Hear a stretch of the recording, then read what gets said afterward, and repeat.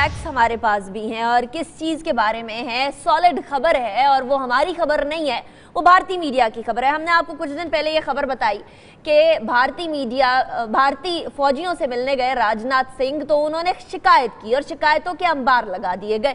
اس کو یہ کہا گیا بھارتیوں کی جانب سے کہ یہ خبر درست نہیں، لیکن اب بھارت کے ہی اپنے ہی اخبار میں ایک خبر آئی۔ کیا خبر آئی؟ بریک کے بعد بتاؤں گی۔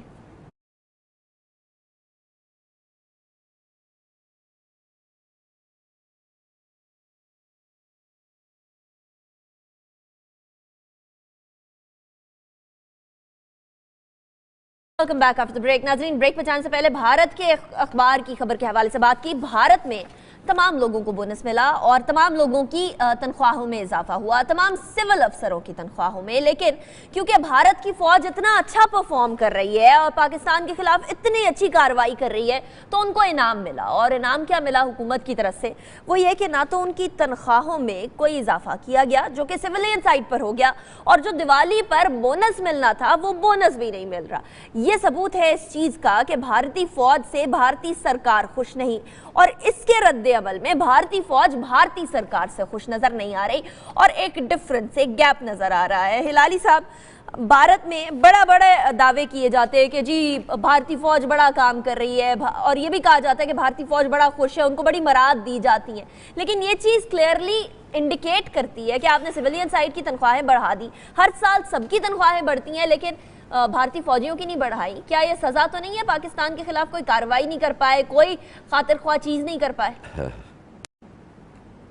میرے خیال میں یہ بالکل وہی ہے، اس لیے کہ اتنا گلیرنگ ہے کہ آپ ان لوگوں کو دیوالی کا الاؤنس نہیں دیتے، آپ ان کا انکریمنٹ نہیں دیتے، تو اس کے معنی آپ خوش نہیں ہیں۔ اب کیا وجہ ہو سکتے ہیں ان اے نیئر وار سچویشن؟ ان کا پرفارمنس۔ میرے خیال میں انہوں نے جو غلطی کی ہے وہ مودی کو جا کے انہوں نے کہا ہے کہ یہ ہم آپ کو بتانا چاہتے ہیں کہ اس طریقے کے سٹیپس آف سرجیکل سٹرائکس اور یہ وہ بکواس جو آپ کر رہے ہیں، اگر آپ یہ لیں تو you are going to trigger a war, یہ ہو سکتا ہے کہ جنگ شروع ہو جائیں۔ تو ہم سمجھتے ہیں کہ اس وقت یہ ہم نہیں کر سکتے، اینڈ وی کی ناٹ سے ود سرٹنٹی کہ جو ہم سٹرائک کریں گے وہ کامیاب ہوگا، یا جو اس کا بلو بیک ہوگا اس کو ہم روک سکیں گے۔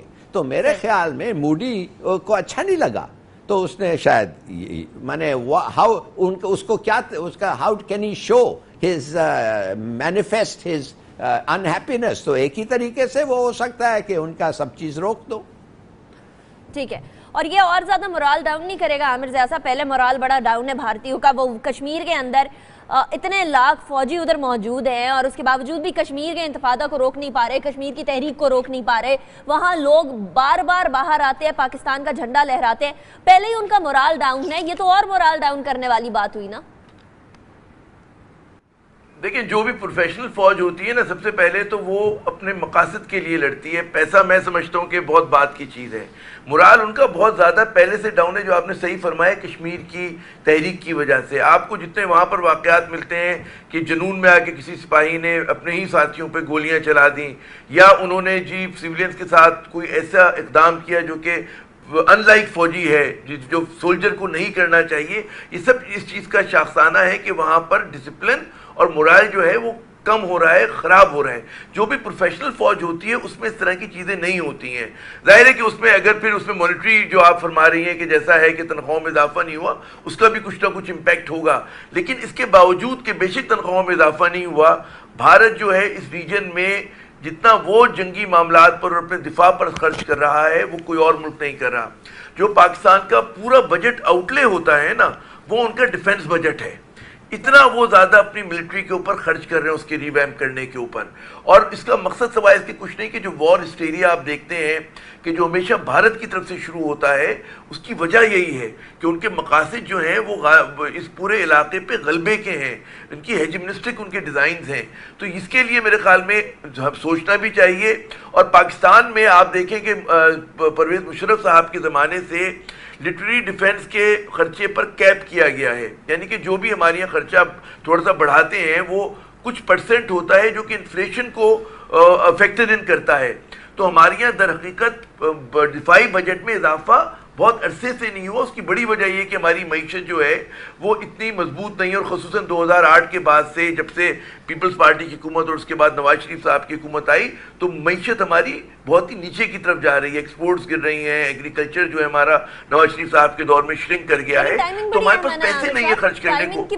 ٹائمنگ بڑی اہم ہے یہاں. ٹائمنگ وہ ٹائمنگ ہے جہاں آپ بالکل I totally agree with you, لیکن میں کہوں گا کہ آپ تنخواہوں کو برطرف, لیکن جتنا وہ دفاع پہ خرچ کر رہے ہیں وہ پاکستان کے لیے باعث تشویش ہونا چاہیے. جی صحیح, ٹھیک ہے, ڈیفینیٹلی باعث تشویش ہونا چاہیے. ہلالی صاحب, کمنگ ٹو یو, ٹائمنگ ایک ایسی ہے جہاں پاکستان اور انڈیا میں ابھی بہت ٹینشنز ہیں, اور ڈیفینیٹلی فوجی محاذ پر بھی بڑی ٹینشنز ہیں, بارڈر لائن پر بھی بڑی ٹینشن ہے, سیاسی طور پر بہت زیادہ بیان بازیاں آ رہی ہیں مودی سرکار سے.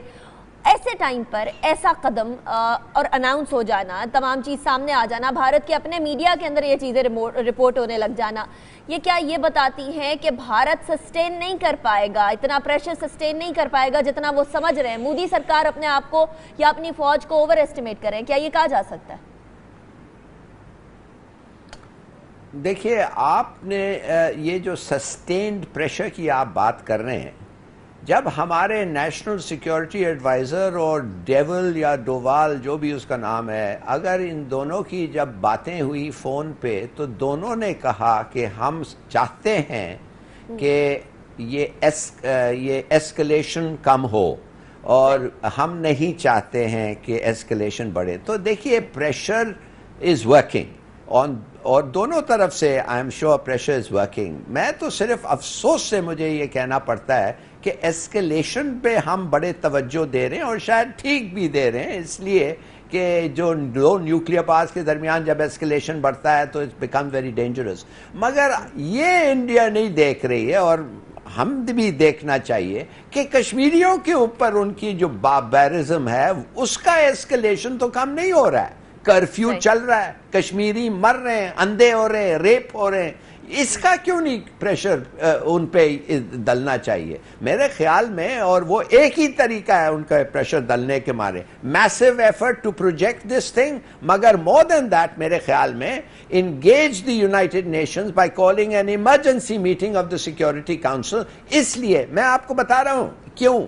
دیکھیے, اگر انتفاضہ کشمیر میں اور بڑا, اور لوگ مارے گئے, اور کرفیو پروجیکٹ, تو پاکستان میں ریاکشن ہوگا, اور اس گورنمنٹ کو کچھ نہ کچھ کرنا پڑے گا. تو بہتر ہے دنیا کو بتاؤ کہ لاؤ تمہارا پریشر انڈیا پہ کہ they should start talking to the Kashmiris کہ کیسے طریقے سے وہ ریزولوشنز ہمارے امپلیمنٹ ہو سکتے ہیں. صحیح. اچھا, ایک کوشش تو کی تھی وہ جو ڈیلیگیٹس کو بھیجنا تھا عامر صاحب, وہ کچھ کام کرتے ہوئے نظر نہیں آ رہی. 2-3 ڈیلیگیشنز, مطلب ہمارے جو 2-3 پارلیمنٹیرینز ہیں وہ تو بڑے اچھے طریقے سے جا کر پاکستان کا موقف بتا دیں گے. باقی پارلیمنٹیرینز جو ہلالی صاحب کہہ رہے ہیں, فرما رہے ہیں, درست فرما رہے ہیں کہ باہر جا کے بتائیں تو صحیح, لیکن باہر جا کے بتانے والے بھی تو صحیح سے سلیکٹ ہو. عامر صاحب